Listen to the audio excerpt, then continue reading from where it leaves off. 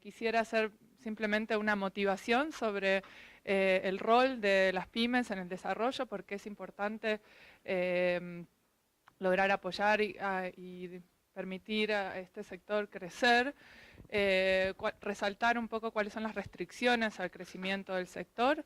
Esto a nivel global y en particular en Colombia se va a enfocar un poco más Marcela Slava en la próxima presentación. Pero sobre todo quisiera enfocarme en el tema de la evidencia para el diseño de políticas públicas. ¿A qué nos referimos cuando hablamos de evidencia rigurosa? Me imagino que la gran mayoría de ustedes lo sabe, pero quisiera destacar el tipo de evidencia a la que nos estamos refiriendo, como para que ponernos a todos en la misma página. Voy a mencionar brevemente algo sobre el diseño de evaluaciones de impacto rigurosas, de experimentos aleatorizados, simplemente porque es el método que muchas de las presentaciones de hoy van a trabajar, y así podemos pasar directamente a los resultados en las presentaciones y a enfocarnos en cuáles son las lecciones de política. Entonces, esto muy brevemente, creo que todos hasta ahora fueron haciendo hincapié en la importancia de este sector, pero es un sector crucial para el desarrollo de economías robustas y dinámicas. El 67% del PBI está estimado como la contribución de las pymes. Un 80% del empleo formal e informal se da en el sector de pymes. Hoy decía Leo más temprano, es el 90% de las empresas y emplean el 80% de la gente aquí en Colombia. Entonces, y también el 58% de la creación de nuevos empleos se debe al crecimiento de las pymes. Entonces es un sector fundamental para la inclusión, el desarrollo económico inclusivo, y por eso es que vamos a hacer hincapié hoy en esto. Pero también, como veníamos mencionando, hay barreras al crecimiento de estas empresas. Un poco conversamos sobre la brecha global de crédito. Hoy está estimada en 5.2 billones de dólares a nivel global, de las necesidades de crédito insatisfechas para las pymes. Las prácticas gerenciales en países en desarrollo son deficientes cuando las comparamos con las prácticas gerenciales de pymes en países desarrollados. Hoy también Leo antes mencionaba que el 25% de la brecha de productividad se puede explicar por las prácticas gerenciales. Entonces este es realmente un tema clave que hay que abordar y tenemos que entender cómo podemos mejorar o ayudar a las pymes a mejorar sus capacidades. Y finalmente, algo que tanto no conversamos, pero que es una de las restricciones importantes al crecimiento, es el ingreso a mercado, tanto locales como internacionales, la conexión con otras empresas, con clientes, con proveedores, y esto es algo que también restringe el crecimiento de las pymes en países en desarrollo en particular. Entonces, para ahondar un poquitito más en estos tres principales ejes, que son los que trabajamos desde el programa PYME de IPA, por ser los que entendemos centrales para el desarrollo del sector. Sabemos que el acceso insuficiente al financiamiento restringe no solo la capacidad de crecer de las empresas, sino también de innovar, de incorporar tecnología, de sumar valor a las cadenas, de crear empleos. Sabemos que el crecimiento, que hay como un efecto multiplicador en el crecimiento de las pymes que derrama hacia los distintos sectores de la sociedad, y al restringirse este crecimiento se restringe también ese efecto.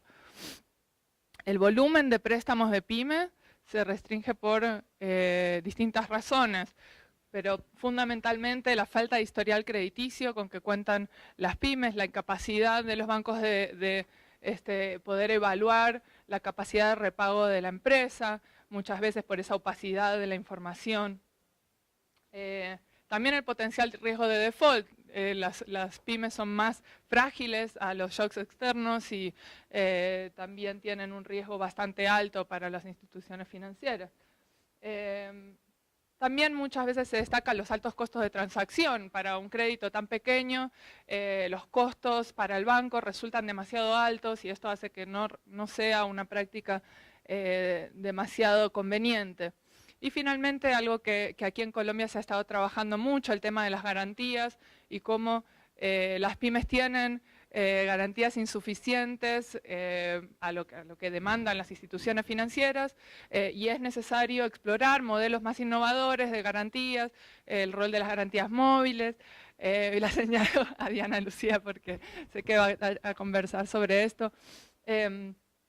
Para lograr mejorar el acceso al financiamiento de pymes. Entonces, bueno, la pregunta es, las empresas necesitan capital para crecer, ¿cómo podemos reducir las barreras que existen hoy en día en el sistema financiero para permitir que las pymes puedan acceder a este capital que necesitan? Con respecto a las capacidades gerenciales, decíamos el rol fundamental que tiene la buena gestión de la empresa para poder usar de manera eficiente los recursos con que cuenta. O sea, no solo es acceso a la finanza, sino después qué se hace con esas finanzas, cómo se invierten en la empresa, cómo se manejan los recursos humanos, cómo se aprovechan las oportunidades de mercado. Esto es algo que interactúa con las demás restricciones, ¿no? Si faltan capacidades gerenciales, por más que tengan acceso a mercados, acceso a financiamiento, la empresa no va a poder crecer, no va a poder lograr crecer en su potencial. Pasamos a acceso a mercados, ¿no? Perdón, me molesta no tener el control sobre el paso de las slides, pero entonces, pero la pregunta, o sea, creo que todos estamos de acuerdo en que las capacidades gerenciales son esenciales para el crecimiento, pero ¿cómo se logra mejorar esas capacidades gerenciales? Y aquí es en donde la evidencia es fundamental, porque estamos viendo, o sea, hay muchos programas que se han hecho, programas de capacitación, programas de consultoría. Ay, gracias, fantástico. Mentorías, las distintas entidades que hacen políticas de apoyo al sector han explorado distintos modelos y la evidencia encuentra resultados mixtos en algunas de estas intervenciones y hoy David va a hacer un recorrido por lo que estamos aprendiendo de la evidencia, pero es fundamental aprender cuáles son las formas más efectivas de lograr mejorar esas capacidades gerenciales. Entonces, finalmente, en cuanto a acceso a mercados, ¿cómo pueden las pymes superar las barreras de información, las barreras financieras, las barreras de calidad, legales, de capacidad de responder a la demanda para poder insertarse en mercados tanto locales, insertarse en cadenas de valor, como a nivel internacional? Entonces, ¿qué programas se pueden ejecutar que ayuden a las pymes a sobrepasar esas restricciones? Es la pregunta que vamos también a tratar de abordar. Entonces, estamos de acuerdo en que hacen falta políticas de desarrollo PYME y aquí las entidades presentes en su gran mayoría se dedican al diseño y la implementación de políticas de apoyo al sector. Y sin embargo todavía existe muy poca evidencia sobre qué funciona y qué no, y esperamos que en el día de hoy podamos hacer un recorrido sobre lo que sí hay, lo que sí sabemos, que pueda ayudar a mejorar el diseño de las políticas, pero también proponerles el ejercicio de la innovación, de explorar nuevos diseños, nuevas intervenciones y hacer evaluaciones de impacto no para controlar si lo que se hizo estuvo bien o mal, no es un tema de control de gestión, sino un tema de innovación, de aprendizaje, de experimentación para tratar de ir progresivamente logrando políticas más efectivas, ¿sí? Entonces, muy brevemente, el programa PYME en IPA es un programa que se propone identificar y promover soluciones efectivas a estas restricciones al crecimiento de las pymes que mencionábamos antes. hoy en día estos números están un poco desactualizados, hoy en día son casi 100 investigaciones que llevamos hechas en más de 32 países para abordar este tipo de problemáticas. ¿Y por qué preguntarnos sobre el impacto? ¿Por qué hablamos tanto de evaluaciones de impacto? Y es que en su gran mayoría, por no decir todas, las políticas públicas tienen buenas intenciones, ¿no? Parten de la intención de resolver un problema existente en el sector y dentro del conocimiento de quienes hacen el diseño, de lo que creen que va a ser efectivo. Y sin embargo, muchas veces la realidad es contraintuitiva y responde de una manera diferente a la que esperamos. Entonces, si no contamos con esta evidencia empírica, estamos destinados a hacer debates más de tinte ideológico y no llegar a la conclusión objetiva de qué es lo que funciona y qué es lo que no. Entonces, para esto necesitamos herramientas más rigurosas. En cualquier política, no solo de desarrollo PYME, cualquier política pública o incluso del sector privado, se asume una relación causal, ¿no? Entre una intervención y un efecto deseado. Entre programas de crédito flexible y una mayor inversión y mejora en el desempeño de empresa. Creemos que la capacitación empresarial va a mejorar la productividad. Creemos que subsidios al desarrollo tecnológico van a mejorar la innovación y la adopción de nuevas tecnologías. Asumimos que existe esta relación causal, ¿no? Entre lo que estamos haciendo y lo que se va a lograr como objetivo. Y sin embargo, muchas veces no tenemos evidencia empírica sobre si esta relación causal es tal. Y esta es la pregunta por el impacto. Es distinta de la pregunta por el proceso, por los resultados de una evaluación. Y esto quisiera destacarlo simplemente para que quede claro a qué nos referimos con evaluaciones de impacto. Este tipo de evaluaciones apuntan a dos preguntas totalmente distintas. Una evaluación de procesos quiere saber si el programa se implementó como se había propuesto, si logró alcanzar su target de beneficiarios, si ejecutó el presupuesto, si las actividades se llevaron a cabo tal como estaba planificado. Y esto es lo que se denomina más bien monitoreo, ¿no? Y que hacen muchas instituciones sobre sus programas. Pero algo que se hace mucho menos y que es muy necesario. A ver, este primer tipo de evaluación es fundamental, ¿no? Antes que nada tenemos que saber si el programa se ejecutó como se planificó.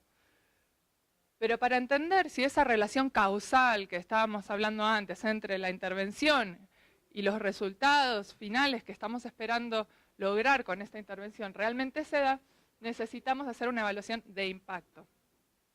Y eso nos lleva a un problema, ¿no? Arrancamos con un problema, porque la evaluación de impacto, en teoría, lo que busca saber es cuáles son los resultados, o más bien es la diferencia entre los resultados que los beneficiarios de un programa presentan y los resultados que esos mismos beneficiarios hubieran presentado si este programa no se hubiera ejecutado, ¿verdad? El problema es que en la realidad no podemos comparar esos dos mundos. Los empresarios o tomaron el programa o no lo tomaron. Entonces tenemos que, este contrafactual, generarlo de alguna manera, más artificial, digamos. Entonces supongamos en un programa de promoción de exportaciones, que tenemos las exportaciones de las empresas, van creciendo por motivos de coyuntura, no vas a saber, esto es todas las empresas, ¿no? Y de pronto tenemos una intervención, un programa que busca potenciar las exportaciones de las pymes a través de, por ejemplo, no sé, brindar apoyo en términos de información sobre mercados, ruedas de negocios, o incluso algún aporte financiero para que la empresa pueda acceder a un mercado internacional. Suponemos que ese es nuestro programa y después vemos que las pymes aumentaron sus exportaciones. Pero entonces la pregunta es, ¿qué hubiera pasado con estas mismas pymes si ese programa no hubiera existido? Podemos decir que tal vez hubiera seguido esta misma tendencia, ¿no? Hubieran seguido exportando así. Pero tal vez en realidad hubieran exportado mucho más y nuestro programa hizo que exportaran menos de lo que iban a exportar. Entonces, necesitamos saber cómo se compara la realidad de lo que estamos observando en las empresas participantes del programa con ese contrafactual, con qué hubiera pasado si estas empresas no hubieran recibido el programa. Esa diferencia es el impacto, eso es lo que hablamos cuando hablamos de impacto. Entonces, como decía, el problema es que no podemos observar ese contrafactual, es algo hipotético, y entonces tenemos que replicarlo o construirlo de alguna manera. Entonces, lo que las evaluaciones aleatorizadas hacen, que es como el gold standard en temas de evaluaciones, entre las metodologías de evaluación de impacto, es que dividen en dos a la población objetivo, o en dos o más. También hay evaluaciones un poco más complejas que buscan evaluar distintas intervenciones. Partamos de la base del modelo simple, dividen en dos la población objetivo, en un grupo que va a ser de tratamiento, es decir, que va a recibir el programa en cuestión, y un grupo de control, que no lo va a recibir. Y esta división se hace de manera aleatoria, todos tienen la misma probabilidad de formar parte de un grupo o del otro. Entonces, luego, en este momento se ejecuta la política, y después de un tiempo se evalúan los resultados para ver la diferencia entre esos dos grupos. Y ahí sí, cualquier diferencia vamos a poder decir que se le atribuye al programa, porque estos dos grupos eran ex ante, similares en todas sus características, tanto las observables como las no observables. Entonces, después de un tiempo, cualquier diferencia que podamos observar, podemos atribuírsela al programa. Entonces, esa era una pequeña introducción sobre el método. Van a ver que la gran mayoría de las investigaciones que vamos a conversar aquí hoy usan esta metodología. Y quisiera, me voy a poner de este otro lado, quisiera dejar simplemente un último mensaje, que es que, como conversamos, las pymes tienen un rol clave en la constitución de economías sólidas e inclusivas, pero también tienen restricciones a su crecimiento. Tenemos que identificar esas restricciones. Es necesario hacer políticas que intenten, que intenten de manera efectiva reducir esas restricciones y permitir mejor acceso al financiamiento, mejores capacidades gerenciales, mejor acceso a mercados. Y para esto también necesitamos evidencia rigurosa que pueda informar el diseño de políticas para que sean más efectivas, y para eso necesitamos saber qué funciona, qué no funciona, por qué, para quién, cuándo, y un poco de todo esto vamos a tratar de conversar hoy.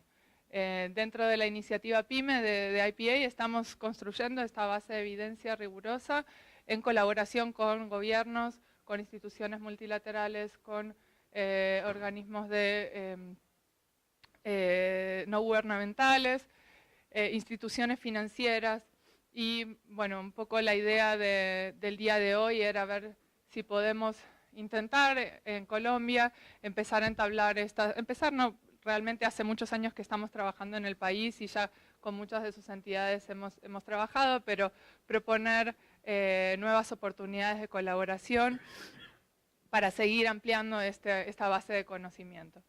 Así que bueno, con eso por hoy los dejo. Muchas gracias.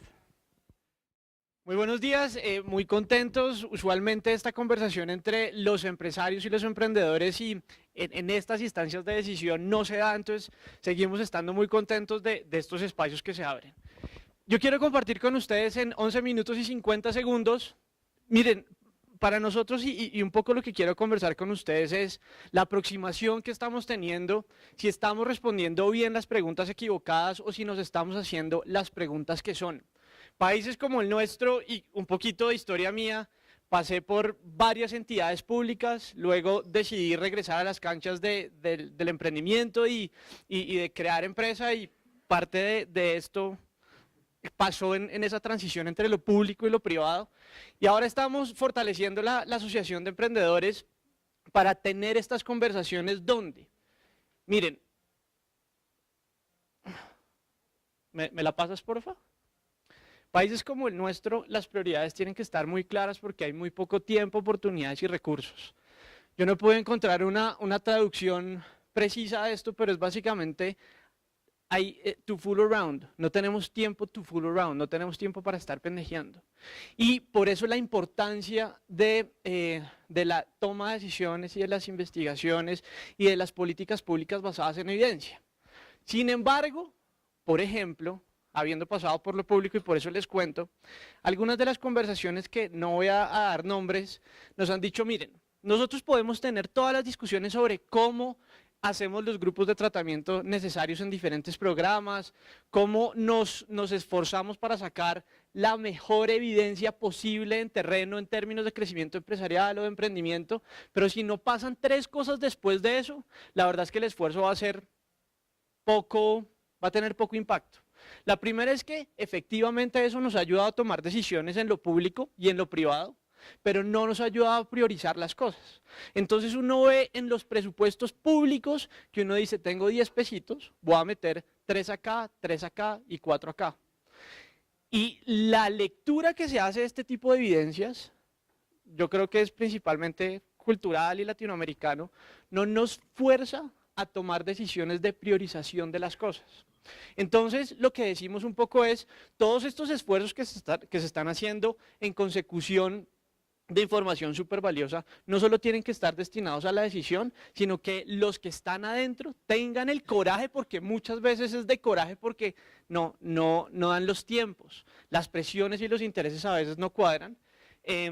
2, no solo que se tomen decisiones y se prioricen, sino que muchas veces estos, por ejemplo, lo que estabas explicando tú del impacto y de los programas y de los instrumentos, todas estas decisiones a veces caen en la instrumentalización de un programa que tiene unas restricciones naturales. Entonces, mucho de lo que hace el sector público y el privado también a través de responsabilidad social empresarial, dice, vamos a acompañar incluso instituciones tan grandes como la Cámara de Comercio. Colombia tiene 2.500.000 empresas, más o menos. Impulsa, por ejemplo, que ha sido, digamos, el máximo apuesta reciente en temas de emprendimiento y crecimiento empresarial, no apoya más de 300, 400 al año. Esos programas, sin importar la disposición, sin importar qué tanto hayan emanado decisiones basadas en la evidencia, tienen un espectro muy chiquito. Entonces, no solo no priorizamos, sino que lo que comenzamos a decidir lo metemos dentro de una restricción de programas. Y hay muy pocas instituciones pensando en condiciones, en cómo mejoramos las condiciones para crecer empresas en Colombia, para lo que sea, no desde el programa. Y por último, viene el capricho político, creo que del que tú también hablaste. Miren, obviamente no voy a decir, pero era Sergio, nosotros no hacemos evaluaciones de impacto. 1, porque son costosas. 2, porque hay un lío gigantesco con la Contraloría, porque uno no le puede decir, no, es que aleatoriamente voy a escoger no los mejores, sino que además yo la hago y el siguiente gobierno o la siguiente dirección va a tener otros intereses y va a tener otro tipo de decisiones. Y les cuento esto, no sé si me sigan recibiendo o no, pero es porque desde el otro punto, desde la otra orilla, si nosotros no modificamos un poquito, no simplificamos, no armamos la información, que es supremamente importante, si no la hacemos algo más sexy, si no la hacemos más pertinente para los tomadores de decisión, va a ser muy difícil que podamos implementar e instrumentalizar todo este conocimiento. Miren, por ejemplo, yo siento que el país no se siente todavía cómodo hablando de crecimiento empresarial o de políticas de crecimiento empresarial o emprendimiento con un tono social o con un tono de desarrollo económico. Usualmente lo metemos en la misma bolsa o en el mejor de los casos no hablamos entre ellas, pero, por ejemplo, cuando creemos que la decisión con un tono social de crecimiento económico, y más en una época de posconflicto, tiene que ver con el autoempleo y con la generación de ingresos, tenemos discusiones de ángeles inversionistas, tenemos discusiones de exportaciones con una señora que vende arepas en Ciudad Bolívar. Entonces las conversaciones no son pertinentes y no hemos podido como separarlas. en términos de instituciones, en términos de las conversaciones, de aproximaciones. Entonces metemos todo en la misma bolsa y eso pasa en realidad no solo porque no necesariamente hay evidencia, sino porque no tomamos una decisión desde el principio de separar las conversaciones y de saber que hay que tratar las cosas de una manera, que son diferentes de una manera distinta. Una conversación que pasa mucho en el país, ¿no me dijiste cuánto me quedaba? Ok. Voy a cerrar con esta que creo que es la más importante. El emprendimiento en Colombia tiene dos sesgos importantes. Uno, y es que se cree que lo más importante es la creación de empresas. Y cuando todos sabemos que el potencial del emprendimiento y de las empresas está en el crecimiento, no en la creación. ¿Cierto o no cierto? Y el segundo es que creen que el emprendimiento y el crecimiento empresarial tiene un sesgo de jóvenes. Yo no sé por qué. Les voy a mostrar 2 o 3 datos que sustentan mi punto acá. Y por ejemplo, miren, no importa cuántos datos y cuántas evidencias tengamos y cuántos estudios hagamos. Mientras desde la parte conceptual y la aproximación no entendamos que el potencial del emprendimiento y la potencia de los emprendedores se parece mucho más al crecimiento de la micro, pequeña y mediana empresa, para que no sigan pensando que el emprendimiento es la mesa de los niños chiquitos en Navidad, ¿sí? Que son esos niños que están soñando con crearse el mundo, con comerse el mundo. Mientras no logremos juntar esas dos conversaciones y quitarle ese sesgo, no lo vamos a poder hacer. Y es que miren, en Colombia, más o menos, el Departamento Nacional me podrá corregir en esto, pero de las instituciones del sector comercio, industria y turismo, la principal inversión se hace acá en creación. 115.000 millones de pesos el Fondo Emprender puso el año pasado, y 115.000 millones de pesos, donde cambiaron las condiciones para que solo se puedan presentar personas que no tienen empresas constituidas. Esos son 115.000 millones en un país que tiene muy poquito. Ese no es el presupuesto de Impulsa. Lo estamos dirigiendo acá. Cuando este dato lo que me muestra es que, sin importar, en Colombia más o menos está el 74% de las personas quieren comenzar empresa, 3 años después, solo el 5% ha mantenido ese esfuerzo. Entonces, ¿por qué estamos teniendo una discusión acá cuando la disminución llega acá y donde sabemos que el potencial del crecimiento está acá? 35%, solo 35% de las empresas en Colombia se constituyen como sociedades. Eso significa que el otro porcentaje no se está constituyendo con una visión de crecimiento. Lo hacen principalmente como empresas unipersonales.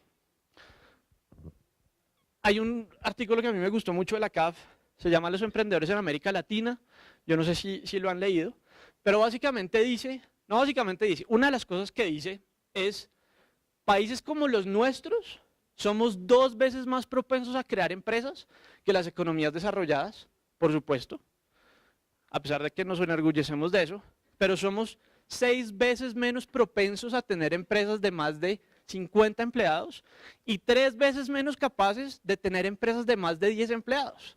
Sin embargo, toda la conversación tiende a irse hacia la creación, y saltamos, y uno de los principales indicadores que tenemos es número de registros mercantiles, diferencia anual. Y cuando crece todos decimos maravilloso, pero no nos dicen si estamos creciendo o no. 3 minutos. Miren, simplemente, 95% de los empresarios establecidos, o sea, después de los 4 o 5 años, 95% están entre 0 y 5 empleados. Y cuando uno les pregunta, ¿cómo se ve usted en 5 años? Se ven con más empresarios, se ven con ese mismo con ese mismo número de empleos. Es un país y es un tejido empresarial que no quiere crecer.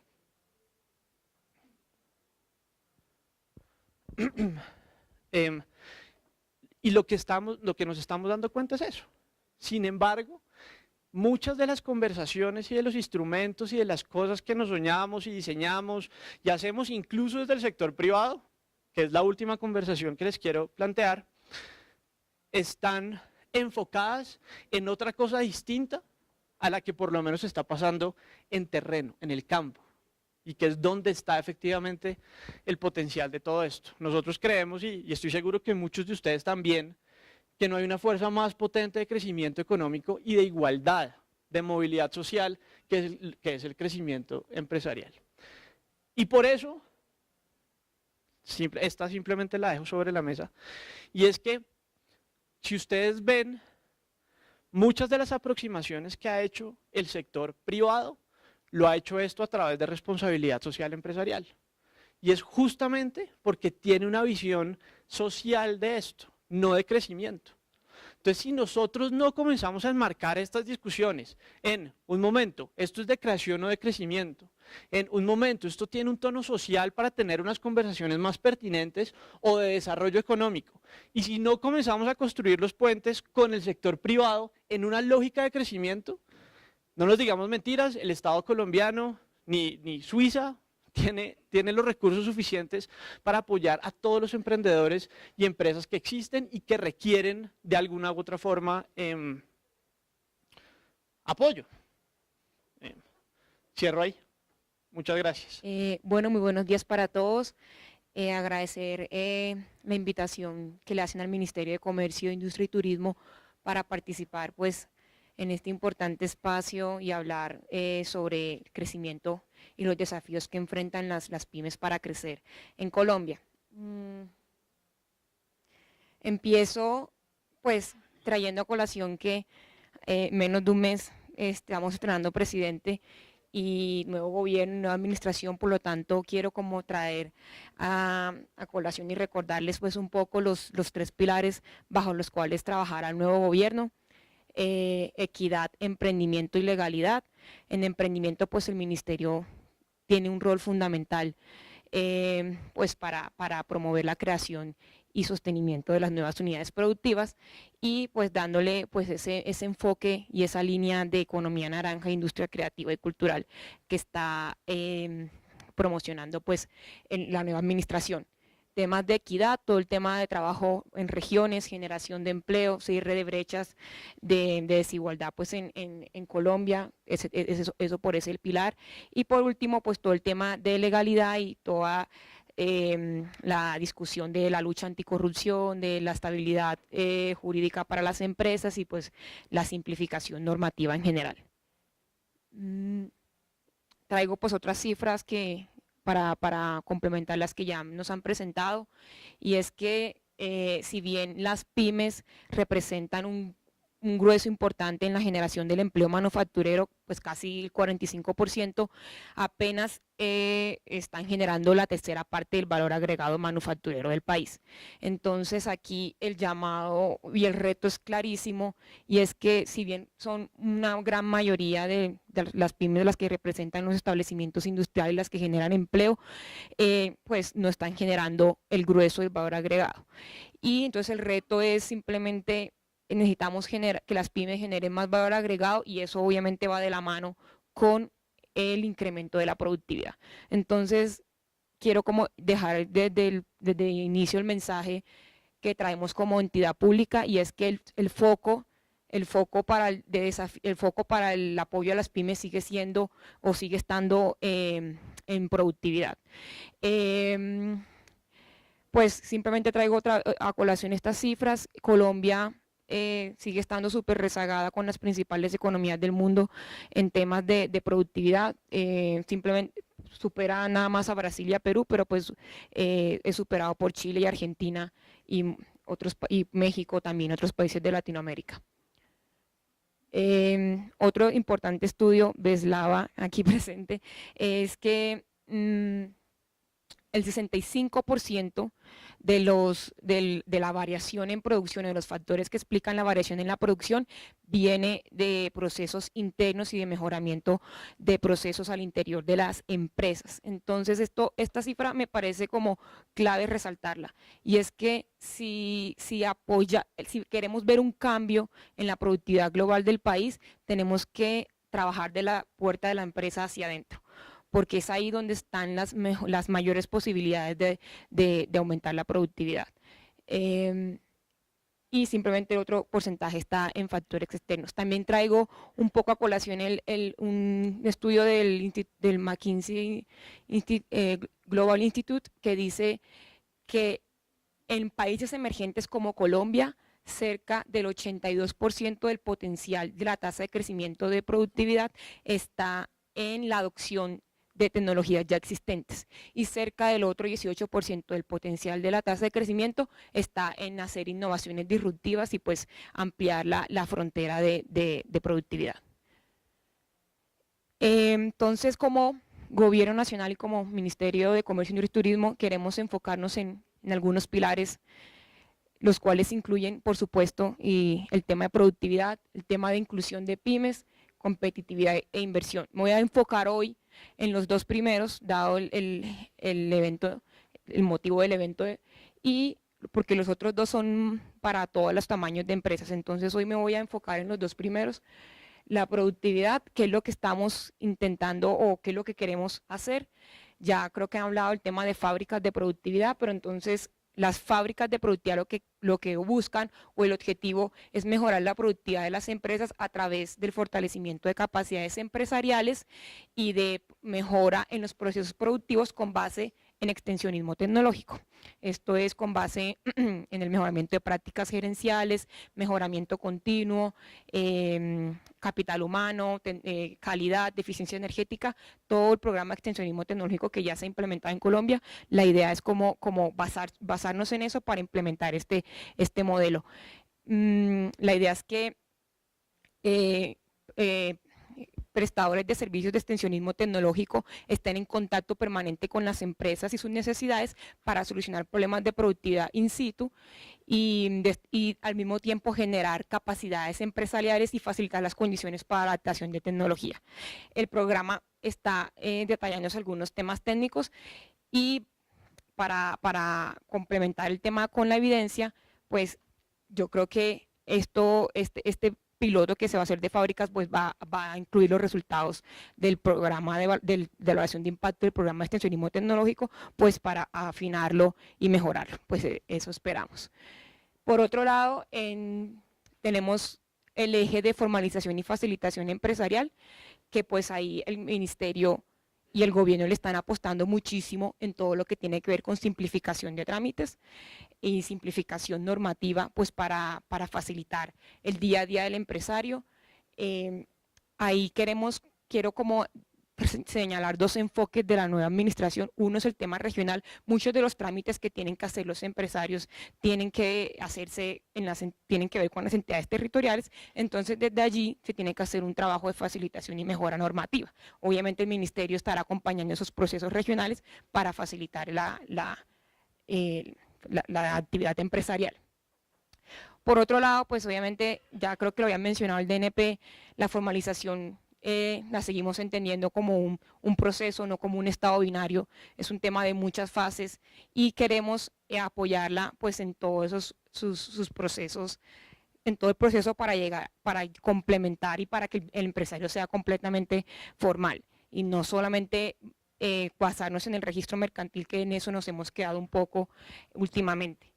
Y en ese sentido quiero como destacar el trabajo apoyado de hecho por la Cámara de Comercio de Bogotá y por el Banco Mundial de la ventanilla única empresarial, que va más allá de sistematizar la creación de empresas con el registro mercantil, sino que la idea es integrar a las entidades de seguridad social para que utilicen la información suministrada en la BUE y de esta manera pues facilitar la formalización de las empresas.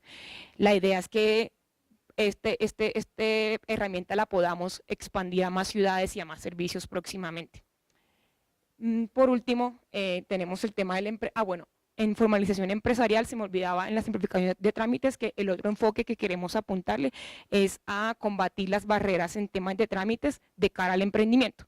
Entonces, el ministro Restrepo ya estuvo sentado con los principales líderes del emprendimiento y con el equipo de trámite del ministerio para poder identificar aquellas barreras normativas que están obstaculizando el desarrollo de emprendimientos y su consolidación. Entonces, ahí ese es el otro enfoque en el que se focalizará pues el tema de simplificación de trámites. En el tema de emprendimiento, pues la idea es poner en marcha programas que impulsen la creación de nuevas unidades productivas con base pues, en clústeres estratégicos que se identifiquen en las regiones y pues, en economía naranja, que es lo que se ha venido conversando últimamente. En promoción e inclusión de las pymes, tenemos ya identificado que, pues, como lo han dicho ya muchos de los que han pasado por acá, el financiamiento es uno de los principales obstáculos del crecimiento de las pymes. Por lo tanto, pues, la idea es ampliar las fuentes de financiamiento pues, para emprendedores y para pymes constituidas. Entonces, el tema de seguir trabajando con Bancoldex y sus líneas de crédito especializadas para pymes es importante, seguir trabajar en el tema de garantías mobiliarias y pues como ya sabemos, al ampliarse este tipo de uso de este tipo de instrumento en las pymes y ampliarle el tipo de bienes que pueden ser considerados como garantías, pues eso va a abrir las puertas para mayor financiamiento de las pymes y reducir pues el riesgo o la percepción de riesgo que tienen los intermediarios financieros de usar este tipo de financiar este tipo de empresas. También acá todo el tema de facturación electrónica es importante, ya que eso va a facilitar las transacciones empresariales y pues va a disminuir, promover la seguridad en las transacciones y la trazabilidad y la gestión del cobro. Entonces eso también puede ayudar a ampliar las fuentes de financiación porque eso trae de la mano pues todo el tema de factoring para poder ampliar las fuentes de financiación de las empresas. Y pues ya los mecanismos tradicionales que sabemos que están vigentes. Pero pues el mensaje es aumentar el acceso a financiamiento de las pymes. Y por último está el fortalecimiento de proveedores, que la idea es que el Ministerio está llevando a cabo, está adelantando un programa de servicios de emparejamiento que lo que buscan es conectar la oferta y demanda de bienes e insumos intermedios del país con herramientas virtuales y presenciales y a la vez desarrollar un programa de cierre de brechas de proveeduría con empresas ancla pues, que tengan interés de potenciar a sus proveedores. Este programa va a tener una evaluación de impacto, o pues la idea es que tenga una evaluación de impacto y aquí pues hago el llamado a las instituciones que nos acompañan como para que queremos tocar puertas de revisar cómo se hace el programa, pero está pensado hacerse una evaluación de impacto tradicional o la que estaba explicando ahorita Lucía con aleatorización y todo y demás. Estas son las entidades con las que trabajamos, la mayoría son conocidas por todos, Impulsa, PTP, Bancoldex, etc. Quiero dejar como dos mensajes antes de ya terminar, creo que me faltaban 3 minutos. Uno es que el foco del ministerio para combatir los desafíos de las pymes sigue estando muy concentrado en el tema de productividad. Sabemos que la productividad es la clave del crecimiento de una economía a largo plazo, entonces el foco sigue estando concentrado ahí y ahí enfocaremos la mayoría de los esfuerzos. Y dos, y trayendo ya el hecho de que este panel es el rol de la evidencia, como gobierno nacional estamos conscientes de la importancia de evaluaciones de impacto. De hecho, ya queremos conocer ya muy pronto los detencionismo tecnológico en Colombia Productiva, que es como la base de la que parte el tema de las fábricas de productividad, tiene incorporada una evaluación de impacto que se está haciendo también con Banco Mundial y el programa de emparejamientos que les acabo de mencionar, pues la idea es que lo incorpore, pero quiero mencionarles que hemos entendido que se deben diseñar evaluaciones de impacto para mejorar nuestras políticas públicas y que no solo es una cosa ex post, yo creo que antes de diseñar programas debemos preguntarnos cuál es la manera idónea de evaluarlos para poder así como tener más maniobra más margen de control sobre los impactos que puede tener. Y lo otro es que podemos combinar los dos enfoques, yo creo, el ex ante y el ex post. El ex ante es, antes de cualquier materialización de un programa, podemos utilizar las evaluaciones como laboratorios de política pública para saber cuál es la mejor forma de implementar un programa que aún no se ha materializado. Y pues la ex post, que es la más tradicional, es mirar ya si los resultados de un programa o el impacto fue el esperado o no, y de esa manera mejorar el diseño de política pública. Entonces, muchas gracias y pues estamos convencidos de que mejoraremos nuestras políticas con toda la evidencia que estamos recopilando a través de todas estas instituciones. O sea, particularmente yo pues, tengo la formación de economista y de maestría en economía y como he visto varios cursos de esto, sé de la importancia, sé que lo necesita Colombia, además que los datos en Colombia yo creo que deben mejorarse si queremos robustecer evaluaciones de impacto, sobre todo mediciones mediciones económicas que están inherentes a estos temas y que aún están flojas. Lo digo por el tema de, por ejemplo, formalización empresarial, no tenemos como una medición aún que diga que tantas empresas en Colombia son informales o formales o ese tipo de cosas. Hay que robustecerlas para mejorar nuestros impactos en los programas. Muchas gracias. Bueno, yo quiero empezar por agradecerle a los organizadores, en especial a IPA, por la invitación para compartir parte de la evidencia que hemos generado en la Universidad de los Andes, en buena parte con el apoyo de IPA, pero también del Banco Mundial, el BID y la CAF para entender un poco más del tejido empresarial colombiano. Lo que yo voy a hacer hoy es tratar de hablar un poquito de los retos y oportunidades que vemos en las pymes a partir de lo que entendemos de los datos. Los datos que tenemos en Colombia están lejos de ser lo ideal, incluso para parámetros internacionales. Cuando Melissa dice, yo no sé cuántas empresas informales o formales hay, en buena parte eso se debe a que el último censo económico colombiano es de 1991, casi 30 años. En países que se nos parecen tenemos censos económicos cada 5 años, esa debería ser una prioridad fundamental de la política pública, así es que aprovecho para llamar a todos los que en este salón tienen influencia sobre ese elemento, para entender que este país necesita dedicarle presupuesto a un censo empresarial, a un censo económico, perdón, rápidamente, para que podamos hacer estas cosas de manera más general. Bien. Para tratar de entender esos retos y oportunidades, a mí me gusta tratar de pensar en dónde deberíamos estar, algún paradigma al cual nos queremos parecer. Así es que voy a tomar aquí uno, mi motivación es pensar en esencia que un país al que de pronto querríamos parecernos más en términos de crecimiento económico es Estados Unidos. Tenemos una brecha enorme de producto per cápita, esta lineecita negra aquí sobre el tiempo. Melissa nos habló de números de alrededor de entre 20 y 30% dependiendo de cómo mida uno esa cosa.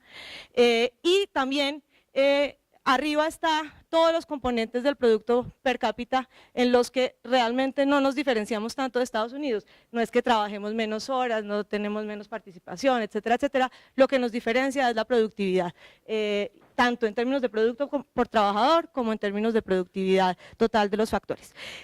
Así es que el llamado que esa gráfica nos hace es que es a entender que una parte del problema muy importante está en el sector empresarial y es allí donde nos debemos enfocar. Entonces lo que voy a hacer ahorita es tratar de mostrarles comparaciones entre la demografía, si lo quieren así, del sector empresarial colombiano comparado con el de Estados Unidos, hasta donde los datos nos permiten. Y como les decía, en esencia el diagnóstico que yo veo se parece mucho a lo que Sergio contó. Lo que querríamos hacer es comparar el universo empresarial de los dos países y tratar de entender de ahí qué diferencias vemos que pudieran estar relacionadas con esa brecha de productividad tan enorme que estamos viendo. Y voy a tratar de relacionar eso con lo que motiva este diálogo, esta reunión del día de hoy. Este diálogo nos dijeron, nos motiva, lo motiva el hecho de que de que el sector de las pymes tiene el potencial de jugar un papel muy importante, protagónico en el desarrollo económico y social del país. Lo que voy a hacer es, para los segmentos en los cuales podemos caracterizar estas cosas, tratar de mostrarles hasta dónde las pymes están llegando a cumplir ese potencial o no, comparado con Estados Unidos. Entonces aquí les muestro una pieza de evidencia que con frecuencia nos motiva a pensar en el sector de las pymes como un elemento fundamental del desarrollo. Por ejemplo, es bien sabido que en general las pequeñas empresas, esto es el crecimiento en empleo, esto es solo el sector de manufactura. ¿Por qué? Porque en Colombia solo lo podemos hacer para el sector de manufactura. El crecimiento del empleo normalizado de una manera tal que no resulta artificialmente más grande simplemente para las chiquitas, porque duplicar un empleado es más fácil que duplicar 10, esto está normalizado de una manera distinta, pero el punto fundamental es que las empresas pequeñas comparadas con el promedio crecen mucho más, mientras que las medianas y las grandes crecen menos. Esa es como la motivación fundamental. Bien, ese hecho fundamental en Colombia no se cumple. Entonces en Colombia, esta es otra vez Estados Unidos, lo mismo que les acabo de mostrar. En Colombia, en el sector manufacturero, las empresas pequeñas crecen menos que el promedio, las medianas crecen más y más que las grandes, pero esa brecha de todas maneras es muy distinta. Entonces ahí hay un primer elemento de lo que Sergio nos comentaba. Por otro lado, el peso de las pymes en la distribución de empleo en Colombia es menor, en la distribución de empleo y de establecimientos en Colombia es menor comparada con Estados Unidos. Eso es una característica no solo colombiana, sino latinoamericana. Y la razón es la enorme prevalencia de la microempresarialidad. Si ustedes borraran la primera línea, aquí están, tienen manufactura, comercio, otros servicios de agricultura. Estos son datos que provienen de información censal en el censo del 2005, poblacional, se incluyeron algunos números sobre establecimientos y por eso podemos hacer esto. Si ustedes votaran la línea de micros, y les voy a mostrar eso en otra diapositiva, la distribución entre pequeñas, medianas y grandes no se diferenciaría tanto de la de Estados Unidos, pero lo que nos está pasando es que tenemos una enorme concentración tanto de los establecimientos como del empleo en la microempresarialidad. Pues esto se relaciona con un tema que muchos han traído a colación, que es el tema de la informalidad. En la informalidad pesan mucho más las empresas más pequeñas. Aquí, por ejemplo, lo tenemos, esta información viene de encuestas de hogares, esto es para toda Latinoamérica, no tuve tiempo de separar solo la de Colombia, pero a partir de encuestas de hogares, entonces si nos concentramos en los asalariados informales versus los formales, pues es claro que esas empresas chiquitas pesan mucho más en el sector, en el pedazo informal. Aquí la distribución de tamaños es distinta a la que teníamos antes porque es la que nos permiten las encuestas de hogares. ¿Eso es problemático? Sí, sí lo es. ¿Por qué? Porque la brecha de productividad entre la formalidad y la informalidad es enorme.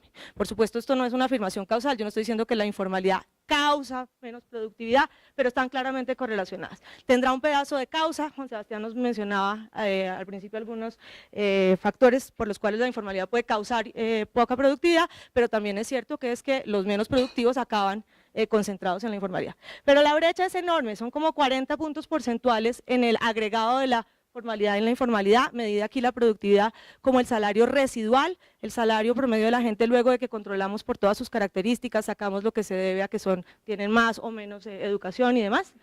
Y la mayoría de esa brecha está concentrada de esos 40 y pico puntos porcentuales, algo así como 26 está concentrada al interior de lo que pasa en los sectores, no es un problema de mala asignación. En adición, tenemos un mayor grado que Estados Unidos en particular de lo que solemos llamar esclerosis. Usted se puede quedar ahí para siempre chiquitico sin crecer. Aquí está la distribución que les contaba hace un rato, quitando las micros. Esto es de nuevo solo la manufactura, viene de la encuesta anual manufacturera, la encuesta anual manufacturera por construcción.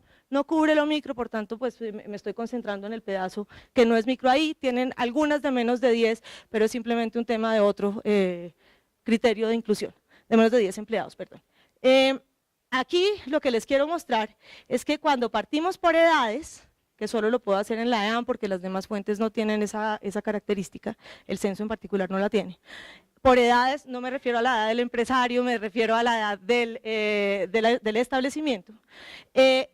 Aún los establecimientos más pequeños tienen edades muy altas. Fíjense que la concentración en edades muy altas en establecimientos en Colombia es mucho mayor que la de Estados Unidos, 71 versus 56%. Y que, por ejemplo, entre las firmas más pequeñas tenemos, los establecimientos más pequeños tenemos un jurgo que están permaneciendo chiquitos hasta que cumplen 16, 20, 30 años. Es decir, usted nunca tuvo ambición de crecer. Un poco tal cual nos decía Sergio, yo hoy estoy chiquitico y me veo dentro de 10 años igual, pero no solo me veo, sino que estoy dentro de 10 años igual. Y lo mismo sucede en términos de el empleo en lugar de los establecimientos. Entonces yo diría que el reto 1, más importante, y es un reto de política pública y de empresarialidad, no solamente de la política pública, es exactamente el reto al que se refirió Sergio hace un momento. Y es consolidar un sector de pymes que lo que tiene es una vocación de crecimiento y dinamismo. Un sector de pymes que no solamente concebimos por contraste con el de las grandes, sino que también por contraste con el de las micros. Un sector de pymes que fuera el motor de dinamismo, que ojalá de pronto se graduara de pyme a empresa grande y que se volviera la parte fundamental en términos de su peso en la economía como lo es en otros países. En términos de obstáculos externos, aquí hay uno de esos temas que mencionaba Leo al puro principio de su intervención, en términos de percepción de cuáles son los obstáculos que tenemos. Esto sale de un estudio que hicimos con IPA, una encuesta a pymes, pero los resultados no difieren mucho si usted lo que mira es la encuesta de pymes, por ejemplo, de la NIF. Y las pymes, los colores más oscuritos son los que dicen el problema es grave o muy grave. Y dentro de esos problemas graves o muy graves, la gente menciona corrupción gubernamental, impuestos, fluctuaciones de la tasa de cambio, tal vez estas de corrupción e impuestos son de las más notorias, acceso limitado a financiación, como han mencionado, y regulación. Esos son como los obstáculos más grandes. Por supuesto, eso es un tema, aquí les estoy hablando de la percepción, lo que el empresario reporta. Dentro de esos, en este diálogo en particular, hoy van a abordar 3. Vamos a hablar de financiación por un lado, y yo quisiera tomar los mismos números de los que habló Leo. De nuevo, estos vienen de la encuesta que hicimos con IPA, pero se parecen mucho a otros. Los mismos números de los que habló Leo, pero yo les doy una lectura un poquito distinta. Por un lado, dijimos, los empresarios efectivamente perciben la financiación como un problema bastante grave. Es cierto que muchos no solicitaron crédito, pero está lejos de ser la mayoría. Y es cierto que a algunos de esos no les dieron crédito, pero de nuevo está lejos de ser la mayoría. Entonces, en términos, el número con el que arrancó Leo fue, oiga, en Colombia es donde más dan como números de crédito, pero la gente lo sigue percibiendo como un obstáculo serio, y de pronto es que no están contando muy bien las pymes. Yo diría, no, aquí las pymes también son el foco de esta encuesta. Y por supuesto, este sí nos importa muchísimo, y cuando nos concentramos en el sí, sabemos que las garantías son un problema del acceso, los distintos elementos que han diagnosticado aquí son realmente importantes. Pero me interesa también entender que es que de este no solicitó ningún crédito. Buena parte es que no solicitó ningún crédito porque no estaba tratando de ir a ninguna parte. Yo no necesito crédito. Si yo soy una empresa y no necesito crédito, pues me parece a mí que es una señal bastante clara de que no estoy tratando de expandirme. Y por supuesto hay otros elementos que se ven bien reflejados en las cosas que nos va a contar Diana dentro de un rato.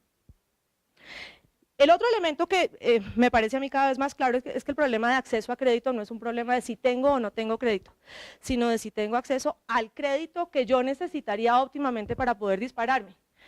Tal vez el foco está de pronto un poquito excesivamente en que podamos tener acceso a pequeños créditos, todos los pequeños que los queremos, y un poquito menos en cómo vamos a hacer un crédito que sea absolutamente transformacional. Yo veo en la conversación de Bancoldex ese foco cada vez más claro, pero creo que debería ser un elemento fundamental. Por eso, por ejemplo, este que sintió que no cumplía esas condiciones es importante. Sobre los otros obstáculos externos no tengo mucho más para decir que encomiar, digamos, el foco que he venido viendo últimamente en el Departamento Nacional de Planeación, y creo que por lo que dijo Melissa también ahora con el Ministerio, el tema regulatorio es claramente un obstáculo externo fundamental para las empresas. La existencia de todo tipo de pequeños requisitos se ha vuelto un obstáculo muy importante. Pero me quiero enfocar más en esto de los obstáculos internos, perdón, aquí debería decir capacidad gerencial.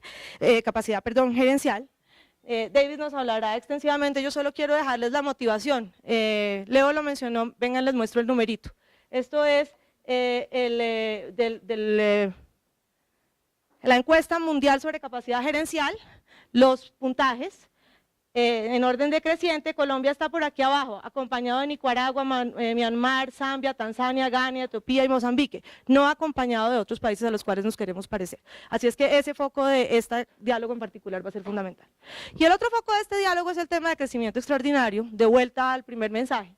Les hablaré de eso con detenimiento esta tarde, pero lo que quiero mostrarles es el crecimiento mediano de las empresas en distintos momentos de su ciclo de vida no es muy distinto entre Estados Unidos y Colombia.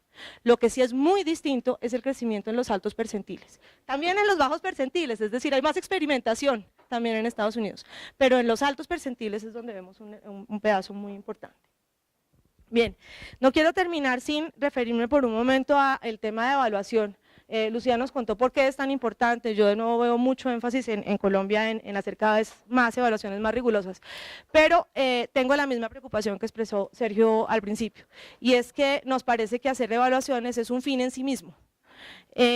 y no estamos trascendiendo eso a implementación y sobre todo a escala de los programas. Entonces, si yo me paro en cualquier entidad gubernamental, lo que veo son 80.000 programitas, a veces algunos de esos se evalúan, pero no entiendo ni siquiera para qué los evaluamos si no estamos tratando de escalarlos.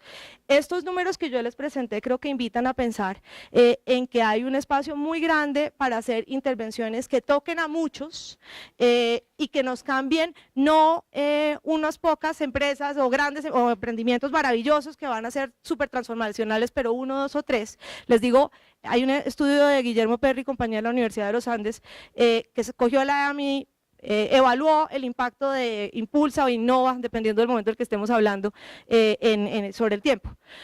La verdad es que no se puede, porque es que en la EAM, los que reportan haber sido tocados por todos los programas de esas instituciones durante un lapso como de 5 años son 70 empresas. 70 empresas manufactureras. Entonces, ese tema del escalamiento es realmente fundamental y yo creo que al pensar en evaluación vamos a tener que integrar la concepción de evaluar, pero evaluar para qué y cómo hacemos que esa evaluación al final nos lleve a algún otro lado. Mil gracias.